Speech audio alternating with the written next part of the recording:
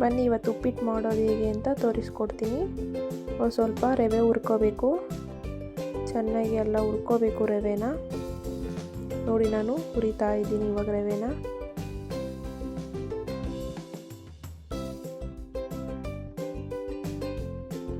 ನೋಡಿ ಚೆನ್ನಾಗೆ ಹುರ್ಕೊತಾ ಇದ್ದೀನಿ. ಹಾಗೆ ನೀವು ಯಾವ ಪಾತ್ರೆಯಲ್ಲಿ ಮಾಡ್ತೀರೋ ಆ ಪಾತ್ರೆಗೆ ಒಂದು ಸ್ವಲ್ಪ ಎಣ್ಣೆ ಹಾಕಿ, ಎಣ್ಣೆ ಕಾದಿದಾದ್ಮೇಲೆ ಒಂದು ಸ್ವಲ್ಪ ಸಾಸಿವೆ ಹಾಕಬೇಕು. ಸಾಸಿವೆ ಸಿಡಿತಾ ಇರಬೇಕು, ಅದು ನೋಡಿ ಸಿಡಿತಾ ಇದೆ. ಹಾಗೆ ನೀವು ಹಚ್ಚಿಟ್ಟಿರೋ ಈರುಳ್ಳಿ, ಕರಿಬೇವು, ಹಸಿಮೆಣಸಿನ್ಕಾಯಿ ಹಾಕ್ಕೊಳ್ಳಿ. ನೋಡಿ ಹಾಕೊಂಡೆ ನಾನು ಚೆನ್ನಾಗಿ ಎಲ್ಲ ಮಿಕ್ಸ್ ಮಾಡ್ತಾ ಇದ್ದೀನಿ ಎಣ್ಣೆಗೆ.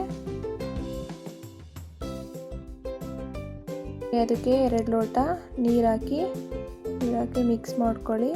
ಹಾಗೆ ನೀವು ಹಚ್ಚಿಟ್ಟಿರೋ ಟೊಮೊಟೊ, ಒಂದು ಸ್ವಲ್ಪ ಕಾಯಿ ಹಾಕಿದಾದ್ಮೇಲೆ ಎಲ್ಲ ಮಿಕ್ಸ್ ಮಾಡ್ಕೊಳ್ಳಿ.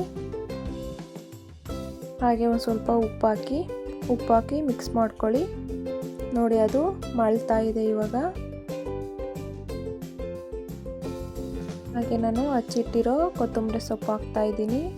ಚೆನ್ನಾಗಿ ಕೊತ್ತಂಬರಿ ಸೊಪ್ಪು ಹಾಕಿ ಮಿಕ್ಸ್ ಮಾಡ್ಕೊಳ್ಳಿ. ಮಳ್ತಾ ಇದೆ, ನಾನು ರವೆ ಒಯ್ತಾ ಇದ್ದೀನಿ ಇವಾಗ.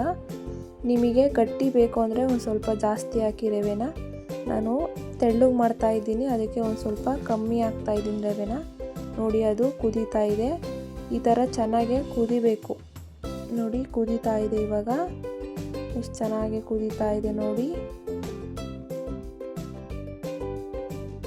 ಹಾಗೆ ಒಂದು ಸ್ವಲ್ಪ ಪ್ಲೇಟ್ ಮುಚ್ಚಿ, ರೆಡಿ ಆಯಿತು ಉಪ್ಪಿಟ್ಟು.